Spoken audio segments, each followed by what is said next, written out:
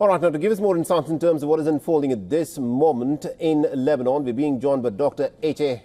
Hellier, who's a Senior Associate Fellow at the Royal United Services Institute for Defence and Security Studies, is joining us on this broadcast. Now, Dr. Hellier, let me in fact start off by asking you this. Now, this limited ground operation that Israel claims to have launched inside of Lebanon, what do you think it is trying to accomplish by sending in its troops inside the Lebanese territory? First, thank you very much for having me in your program. I should start by saying that we should really call things what they are. This is an invasion. There's no other way to describe the crossing over the border by troops into another country. Russia invaded Ukraine. Israel is invading Lebanon at this present moment in time, and we should call it as such. Incursion, ground operation, limited. It's an invasion. Right. What do they hope to accomplish? That's a very good question. The Israelis have stated a number of tactical goals and aims that they have with regards to going into Lebanon, striking at Hezbollah, destroying infrastructure, and so on. So there's a lot of talk around tactical aims and tactical plans. But in terms of long-term strategies or even medium-term strategies, those seem to be absent. There is no way to secure the safety of Israeli residents in the north of Israel by simply engaging in force and military campaigns, unless the Israelis intend to occupy a huge portion of Lebanese territory.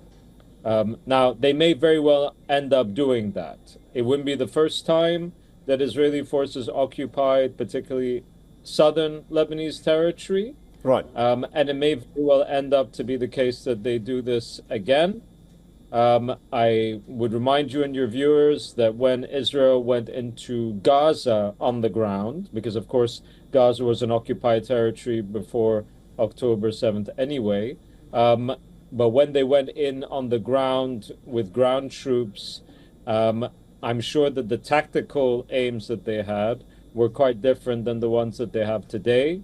And that had anybody talked about a military administration in Gaza a year ago, people probably wouldn't have thought that that was particularly likely. But of course, today, that's what we're beginning to see. So it's really a question of the difference between tactical aims and strategic ones.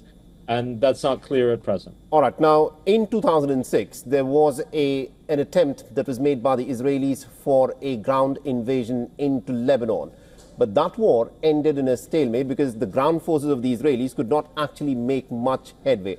How different do you think this time round the Israeli experience would be in southern Lebanon?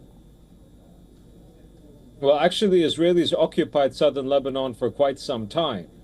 So it's not the issue that they wouldn't be able to hold that territory. The question would be whether they'd be willing to pay the price, because there would be a price. There would be a guerrilla campaign by Lebanese, of course, first and foremost, Hezbollah, which still exists. I mean, I think there's this temptation now to assume that Hezbollah is done for. Well, it may be done for, but it's not. It hasn't been destroyed. It's been degraded.